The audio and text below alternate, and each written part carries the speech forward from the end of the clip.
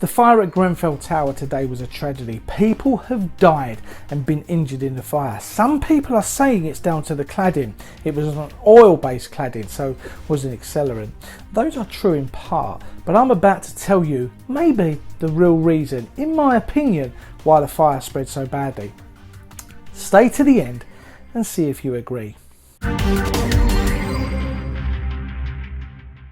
Ryden Construction was the company, as we've all heard, that delivered an £8.6 million upgrade to the 24-storey Grenfell Tower as part of a £57 million borough-wide regeneration in Kensington and Chelsea, London.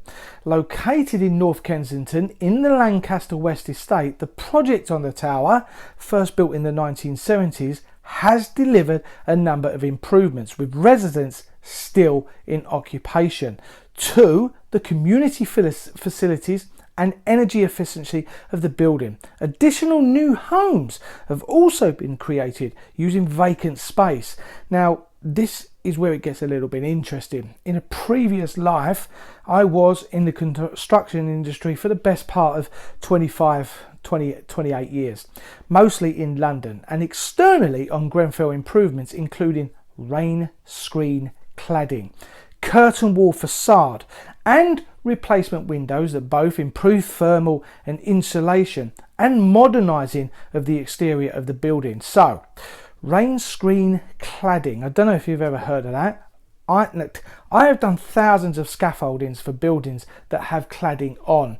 There are pros and cons apparently, but I've never heard of anything referred to as rain screen cladding.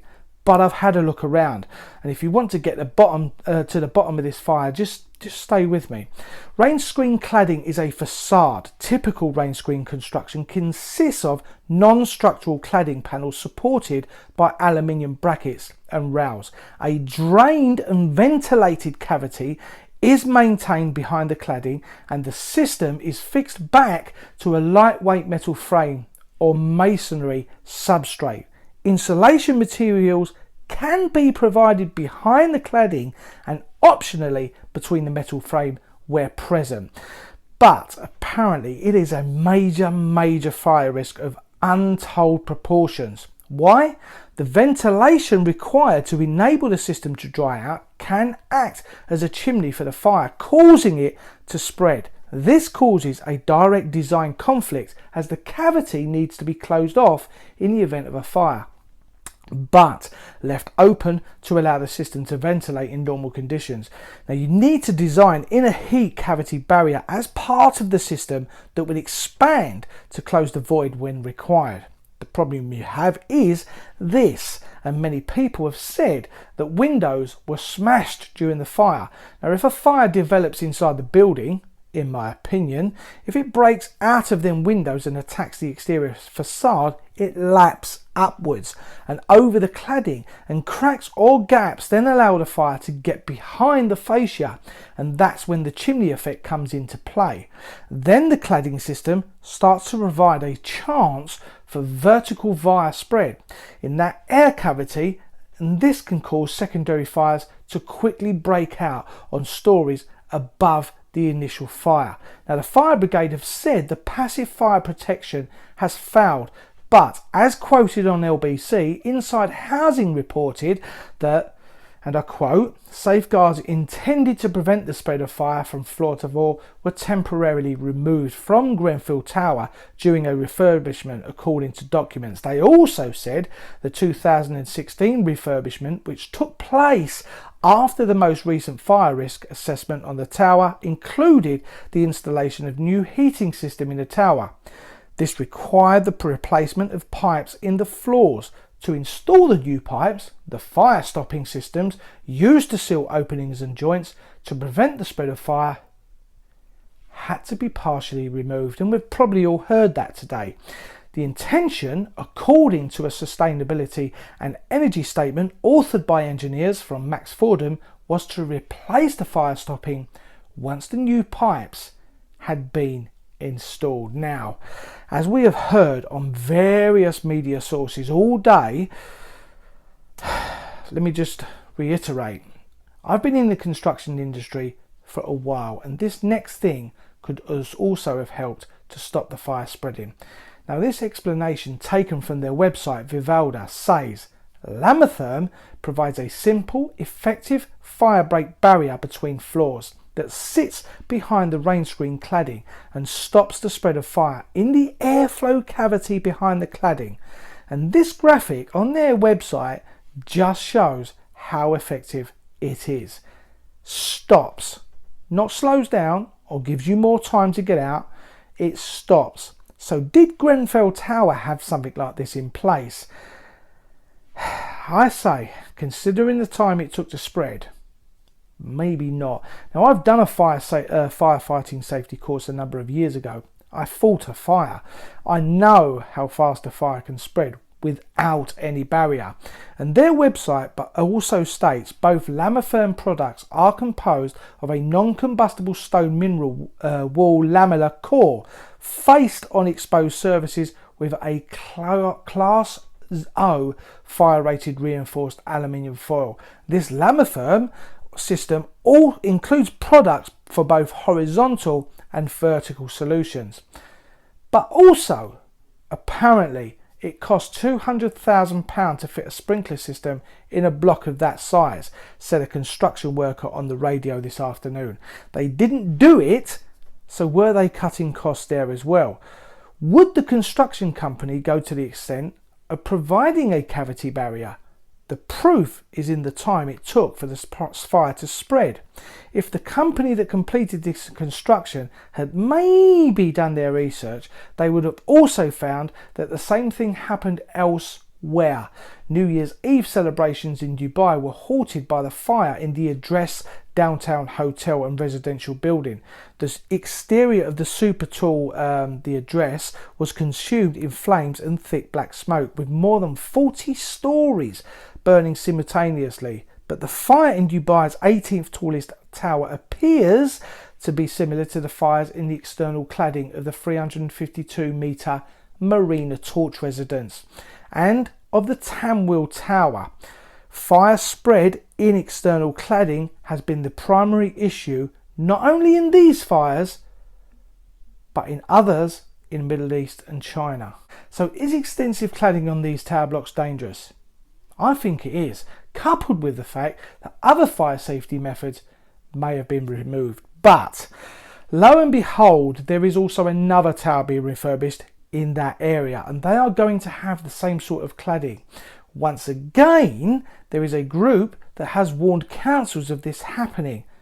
But in my opinion, the moment the fire breaks, the exterior of the building has a chance to escalate, as I say, on the basis of the chimney effect. Now, of course, all this is hearsay until you get to know how the cladding was actually installed and where the relevant fire protections were put in place as an added bonus against fire. We're not going to know. But the fact that Housing Minister Gavin Barwell, at the time of being Housing Minister, had committed last year to review the specific part of building regulations that relate to fire safety, but he didn't, is appalling. He actually apparently refused to have a meeting with the parliamentary group. The report was delayed earlier this year, and the Fire Risk Management reported in March, with a spokesman then refusing to give a date for the launch of the review. But of course, Gavin Barwell has now been given the job of Chief of Staff, and I think he should be asked about it and asked why he didn't push this forward. Will Theresa May make him accountable for the error of not attending to the fire safety regulations? And I think we all know the answer to that. The government apparently was warned earlier this year of the deadly danger posed by safety failings in tower blocks. Apparently the government, though, are now to restart investigations into fire safety. I think it's a little bit too late. Many people have died in this fire. Now, this is just a theory on what I think and how it could have been prevented, may be prevented. And I may well be wrong, but then again, I might, albeit a small percentage, be right. What you've got to remember is Even the residents of Grenfell saw this coming, but what you have to ask is, how many times, how long does it go on that a Member of Parliament ignores requests from people from other authorities on things that should be discussed, especially on people's safety? After all, they work for us, don't they? Now, while I was preparing for this video, I came in here, set everything up. A video popped up on my horizon, and this is the video that came up, and I just want to share it with you as well.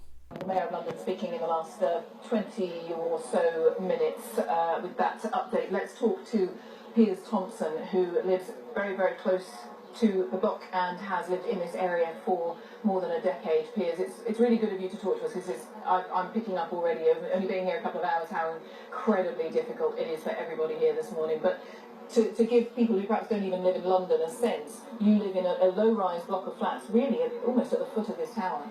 Yeah, I live in one of the houses just behind us here, and I was woken up at about 1:15 by noises in the garden. I looked out, I thought it was someone breaking in next door, but I looked out the window and of course saw the fire, which at that point was just really in a corner down there, just bottom left, by where the school, you can see through part of the school. And then in the next 15 or 20 minutes, it shot up that left-hand side, and it went up like a bonfire that was being lit on Guy Fawkes. That has recently been recladded, that building, and it used to be concrete moulded fluting, and so there's a gap on each corner between the right angle cladding and the indented fluting. So I think that acted as a chimney, because that fire it went up way quicker than it should do. I mean, the other thing is that cladding seemed to burn like paper, because once it had gone up the side of the building, it then started spreading laterally really quickly. Condolences to the families of the people that have passed in this fire. What do you think about the concerns of the Grenfell Action Group? They knew this was coming. What do you think about the government not acting on fire safety regulations? Comment in the box below. Click subscribe. Thanks for watching, and I'll see you next time.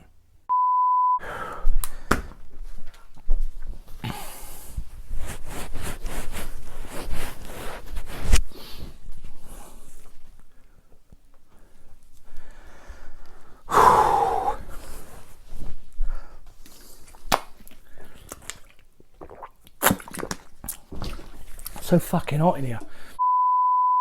So is extensive cladding on these tower blocks dangerous? I think it is, coupled with the fact that other fire safety methods. Comment in the box below. Click sub. This is fucking ridiculous. Do you know what? I'm sick to fucking death of our government making cuts, not attending issues that need fucking attending to. People are fucking dying due to the incompetence of our government, and people still vote for these fuckers. For the simple fact, as long as we get a good fucking deal on Brexit, it's really starting to piss me off. This country has become divided, and we don't even give it a fucking second look that these people are not being made to answer. Will the company be held accountable? Of course they fucking won't. Will Gavin Barwell? No, he fucking won't.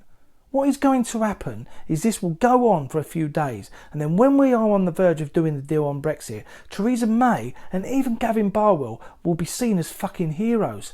Because we got a good deal while we on fucking Brexit. While all over London, people are taking their life into their own hands, living in these fucking tower blocks. The government, Theresa May, don't give a fuck. She says she's sorry about what happened. Fucking do something about it then. Do you know what I mean? It's getting fucking ridiculous. Do you know what? Fuck. Do you know what? Do you know what? Fuck this shit. People listen to these videos, and some of you are awake and you know who you are, but people watch these videos, argue with me on Twitter about how great the fucking Tories are, and then until something happens, we don't get to know what happens behind closed doors, and people still say how great they are, and I'm the fucking one that's deluded. Do you know what I mean? Do you know what? Fuck this shit. Get this fucking mic off me now. fucking doing this shit anymore. Fucking bollocks. I'm fucking going home.